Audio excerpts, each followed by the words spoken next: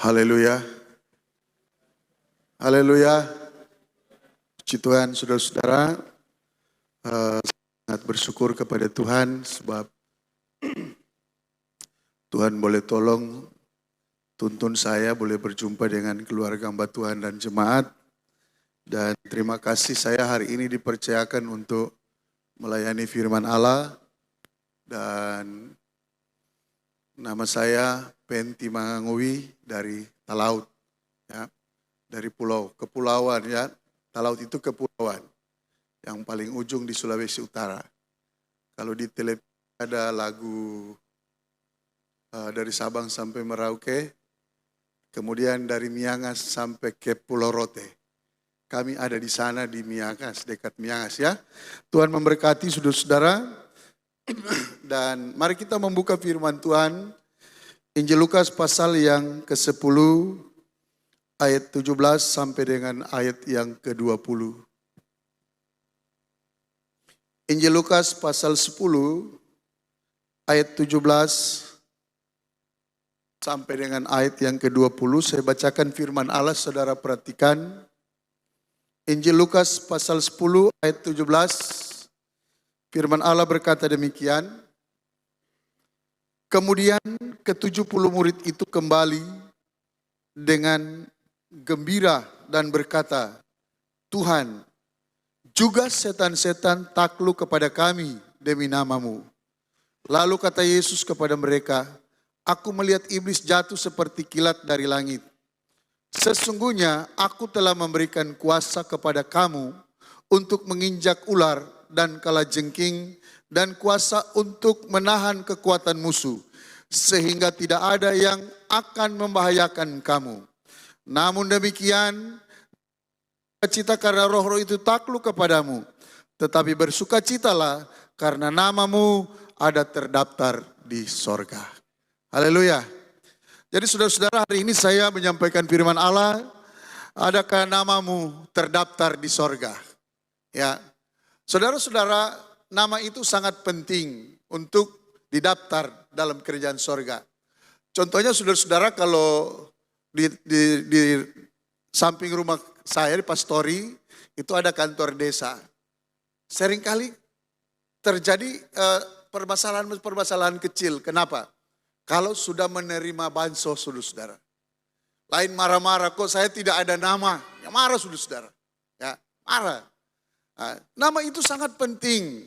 Dan kita harus berusaha supaya kita bukan cuma terdaftar sebagai warga negara Indonesia, tapi kita juga harus terdaftar sebagai warga kerajaan sorga yang dijanjikan oleh Tuhan. Haleluya, saudara-saudara. Nah, saudara perhatikan baik-baik, 70 murid ini, mereka pergi penginjilan, mereka melayani Tuhan. Mereka membawa visi dan misi Tuhan untuk menyelamatkan jiwa. Ya. Dan keberhasilan pelayanan yang luar biasa kata Tuhan, kata firman Allah. Pertama, bahwa mereka melakukan banyak mujizat dan perkara-perkara dahsyat, saudara. Ya. Firman Tuhan berkata bahwa Yesus berkata kepada mereka bahwa iblis jatuh bagaikan kilat. Sangat luar biasa. Ada banyak perkara besar yang Tuhan kerjakan. Dan mereka adalah orang-orang yang menang di dalam peperangan rohani. Mereka adalah orang-orang yang dipakai Tuhan dengan hebat. Mereka adalah orang-orang yang melayani Tuhan dengan segenap jiwa. Sehingga mereka boleh melihat kuasa Allah itu bekerja. Dan firman Tuhan berkata bahwa mereka menang, dan menang. Kenapa saudara-saudara? Karena ada kuasa yang Tuhan kerjakan dalam hidup mereka. Itu yang pertama. Yang kedua, saudara-saudara, mereka sangat bangga karena mereka ada di dalam proteksinya Tuhan. Mereka ada dalam perlindungannya Tuhan. Sehingga keberhasilan pelayanan yang luar biasa.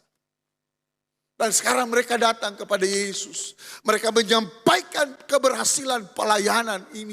Mereka menyampaikan hasil pelayanan ini. Bahwa mereka sukses, mereka diberkati dengan kuasa yang luar biasa. Tapi ada satu, Yesus katakan begini. Ayat 20. Namun demikian, Janganlah bersukacita karena roh-roh itu takluk kepadamu. Jangan dulu bangga dengan keberhasilan. Jangan dulu bangga dengan kemenangan. Tetapi Tuhan katakan begini saudara. Tetapi bersukacitalah karena namamu ada terdaftar di sorga. Haleluya.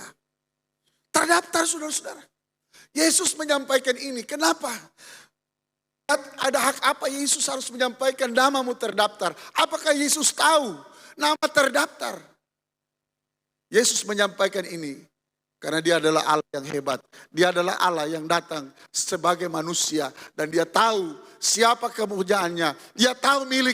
Dia tahu siapa orang-orang yang punya nama di sana. Dan itu dia katakan kepada 70 murid. Berbahagialah, bersukacitalah sebab namamu di sorga. Haleluya. Saudara-saudara, sekarang kita lihat saudara-saudara. Apakah nama kita terdaftar di sorga? Bagaimana supaya kita terdaftar? Mari kita lihat 1 Yohanes pasal yang kelima.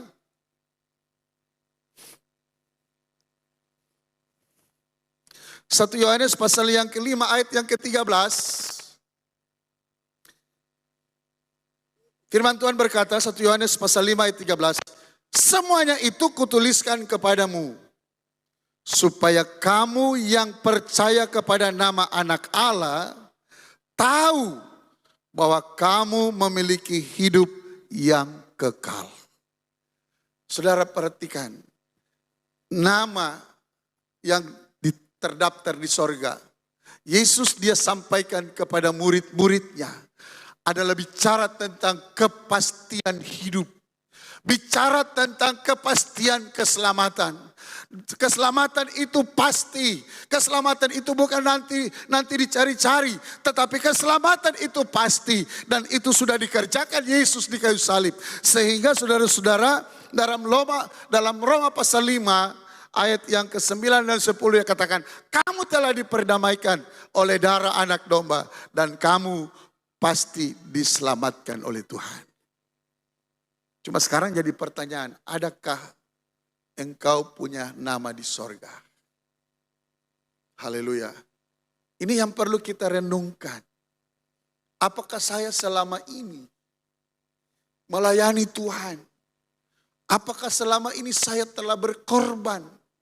Apakah selama ini saya sudah menopang pekerjaan Tuhan? Apakah saya punya nama terdaftar di sorga? Pertama, tadi kita telah bacakan, pertama kita harus percaya kepada Yesus. Nama Yesus adalah nama yang berkuasa. Nama Yesus adalah nama yang dahsyat. Nama Yesus adalah nama yang memberi jalan keluar. Dan nama Yesus inilah yang membuat kita dipanggil untuk diselamatkan oleh darah Yesus yang hebat dan luar biasa ini, saudara. Haleluya. Saya punya satu kesaksian tentang nama Yesus, saudara. Satu waktu sekitar jam 1 atau jam 2 malam, tengah malam saya bersama istri dipanggil untuk seorang ibu yang sudah dipulangkan dari rumah sakit. Karena menurut dokter anak itu sudah meninggal di dalam kandungan. Dan itu sudah ditolak oleh rumah sakit, saudara.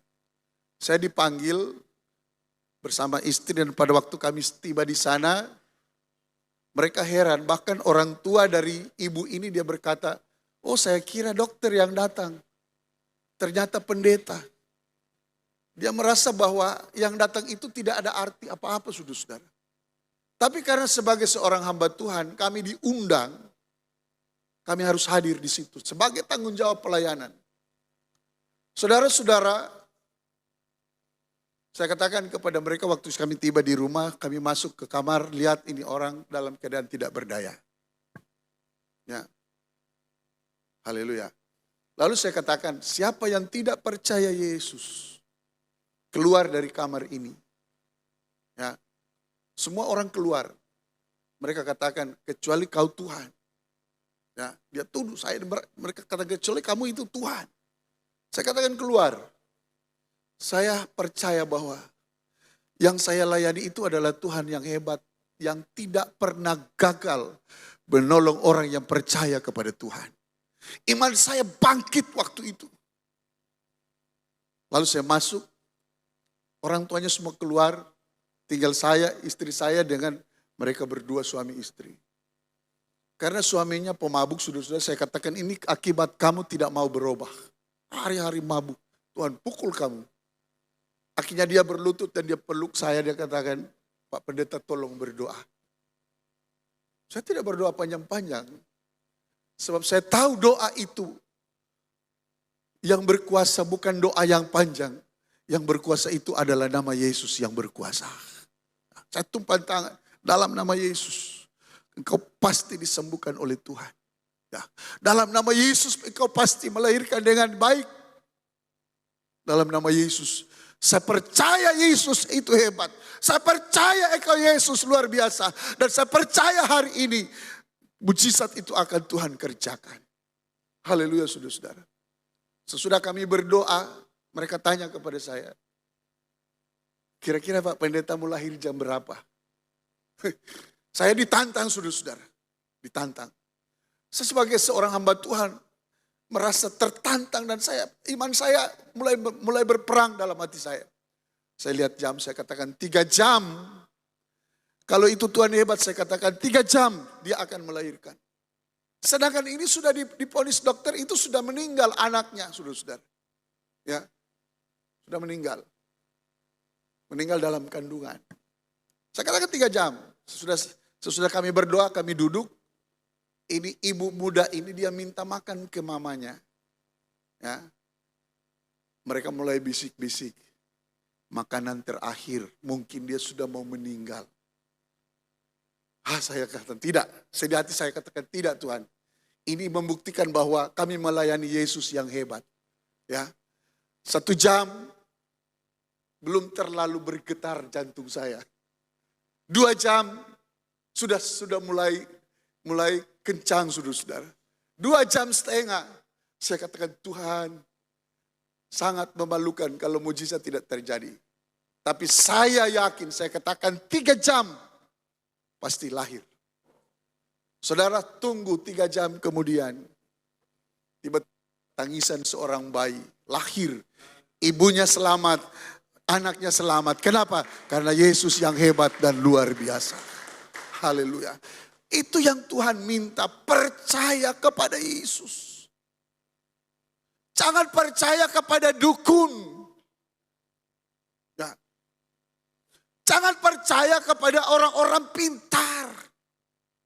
Yang sangat mengherankan kalau orang Kristen. Apalagi kalau anak-anak Pantekosta sakit larinya ke dukun. Sehingga banyak keluar, saya sakit rasa-rasanya mau mati. Tapi saya mau katakan saudara, hanya Yesus yang mampu menjawab persoalan saudara. Justru itu dia katakan percaya kepada Yesus. Percayakan hidupmu kepada Yesus. Kalau engkau percayakan hidupmu kepada Yesus, engkau akan mengalami bahagia. Engkau akan mengalami sukacita. Engkau akan mengalami pemulihan Tuhan. Karena hanya nama Yesus yang sanggup memulihkan dan memberkati saudara. Ya, itu pertama. Yang kedua, mari kita membuka Kisah Para Rasul pasal yang kedua. Orang yang namanya terdaftar, kriteria yang kedua adalah Kisah Para Rasul pasal yang kedua. Kisah Para Rasul pasal yang kedua, ayat 37 dan ayat yang ke-38. Ketika mereka mendengar hal itu, hati mereka sangat terharu. Lalu mereka bertanya kepada Petrus dan rasul-rasul yang lain, apakah yang harus kami perbuat?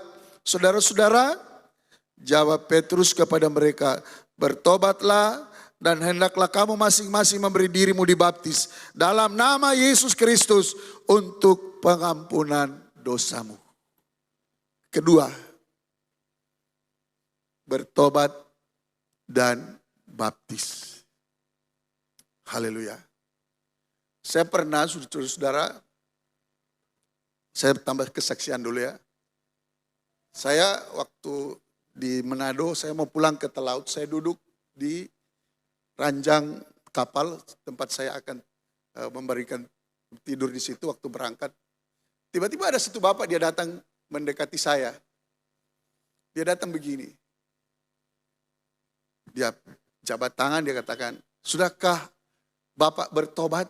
Dia tanya kepada saya, saudara-saudara. Saya bingung, saudara-saudara. Saya lihat, mungkin dia lihat hitam, lalu pekat. Mungkin dia pikir saya ini seorang teroris, saudara-saudara.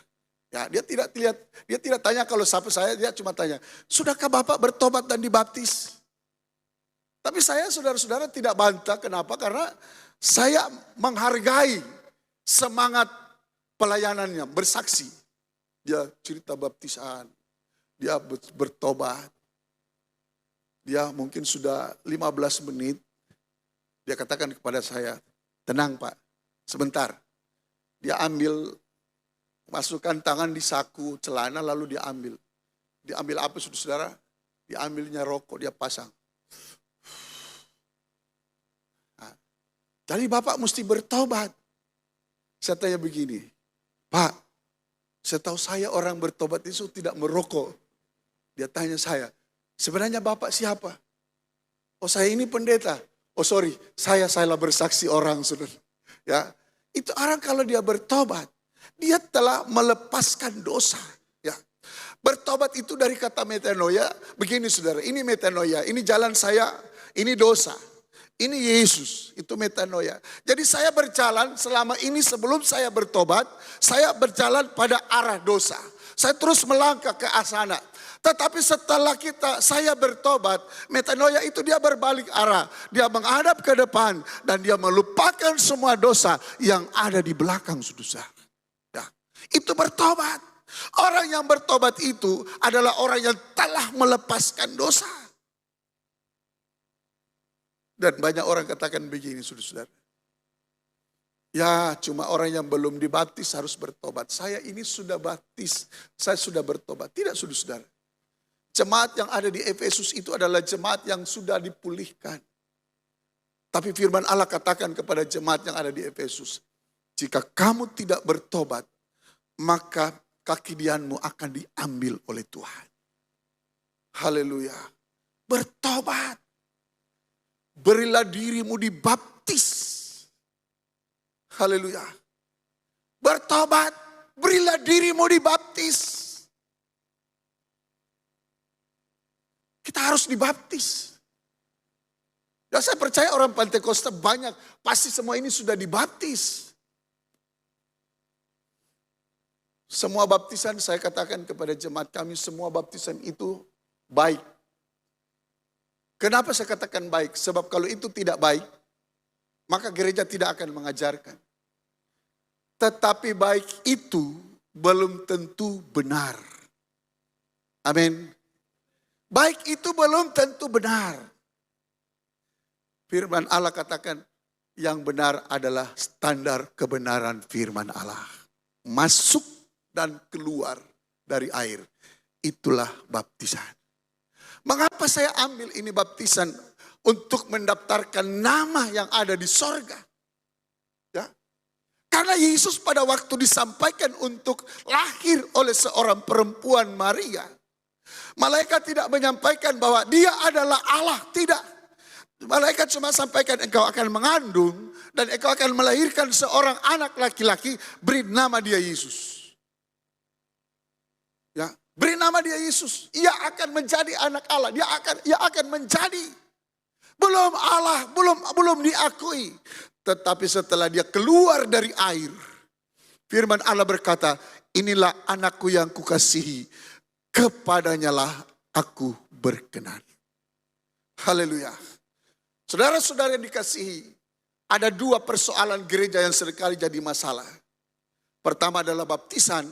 Dan kedua adalah perpuluhan. Ya, seringkali ini jadi ribut. Kalau baptisan, ributnya dari luar, menyerang ke dalam. Ya. Baptisan itu, kalau orang ambil keputusan. Ya, orang mau dibaptis banyak alasannya, takut si anu ini, nanti jadi begini. Saya mau katakan saudara-saudara, keselamatan itu tidak gampang dicari. Tapi keselamatan itu punya pengorbanan. Dan saudara harus bayar mahal demi keselamatan yang Tuhan janjikan dalam hidup saudara. Kenapa? Karena engkau telah dibayar lunas. Engkau tidak dibiarkan saja. Tetapi engkau dibayar lunas. Sehingga ambil keputusan. Terima Yesus melalui baptisan. Dan engkau akan melihat bahwa namamu diakui. Engkau adalah pewaris kerajaan sorga, saudara.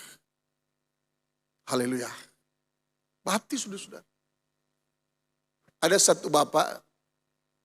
Dia datang kepada kami. Ya. Dia minta dibaptis.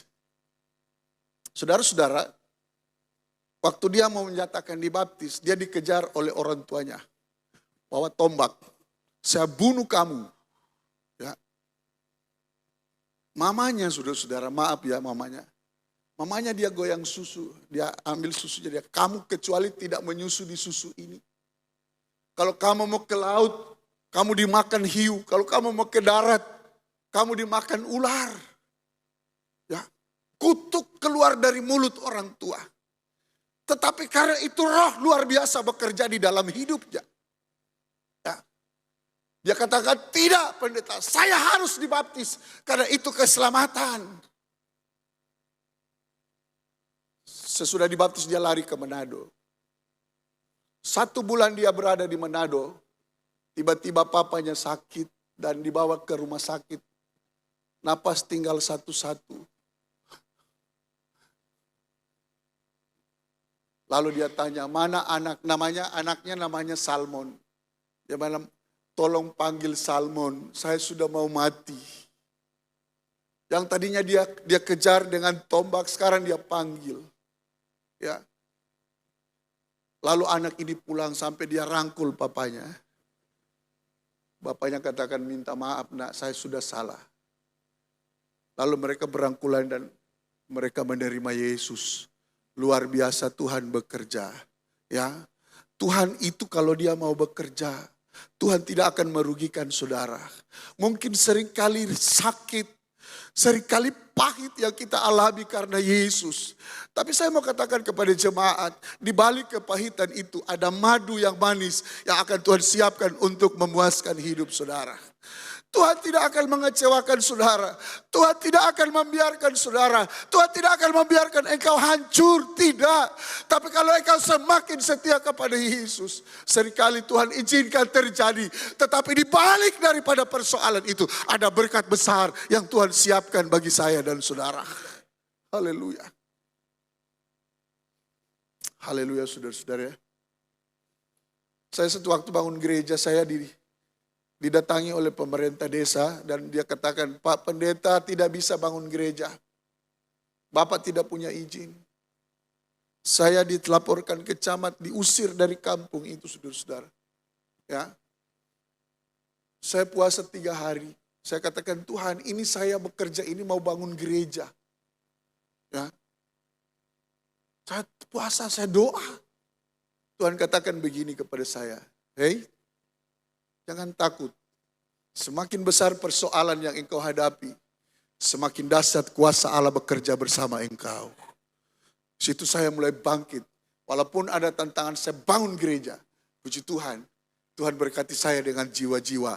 Kenapa? Karena saya bertahan. Karena saya percaya ada Yesus yang hebat. Yesus yang luar biasa, saudara-saudara. Ada nama, kita harus punya nama, saudara-saudara. Kenapa kita harus ada nama di sorga? Coba kita perhatikan, saudara-saudara. Mengapa kita harus punya nama di sorga? Kita membuka Pengkhotbah pasal yang Pengkhotbah pasal yang ke-12 ayat 14. Mengapa kita harus ada nama, saudara-saudara?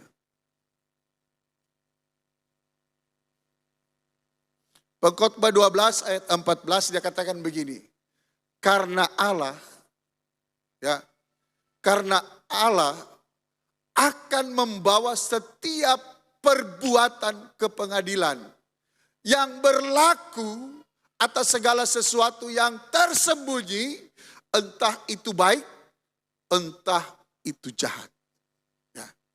Mengapa kita harus punya nama?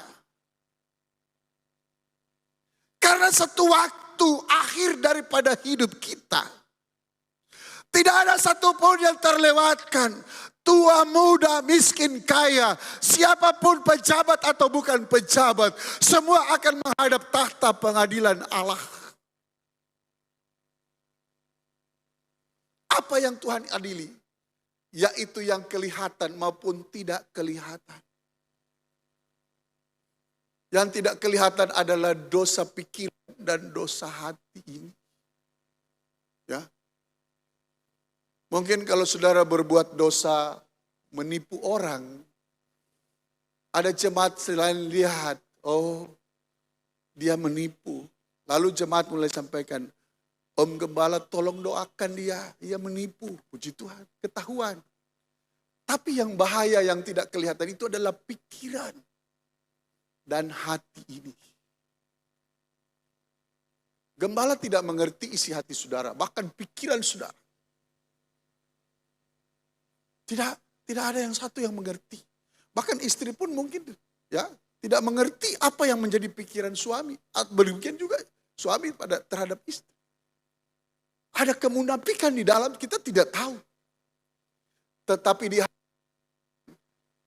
saya mau katakan hari ini firman Allah katakan, tidak ada satu yang tersembunyi di hadapan Tuhan. Kelihatan atau tidak kelihatan, semua akan menghadap pengadilan Allah. Bahaya. Justru itu kalau kita mau bertobat. Katakan pikiran jahat keluar. Ganti dengan pikiran rohani, pikiran baik, pikiran benar sesuai dengan firman Allah. Hati yang jahat, hati yang penuh dengan iri hati, hati yang penuh dengan kedengkian yang sulit dideteksi. Keluarkan, ganti dengan Roh Kudus supaya hatimu, dari dalam hatimu terpancar aliran-aliran kehidupan. Supaya engkau diberkati, engkau sukacita dan engkau penuh dengan bahagia kalau hatimu baik, saudara. Ya. Haleluya. Menghadap pengadilan. Lalu setelah di pengadilan, apa yang Tuhan kerjakan, saudara? Kita Wahyu pasal 20. Apa yang Tuhan kerjakan? Setelah di pengadilan, kita membaca Wahyu 20 ayat 11.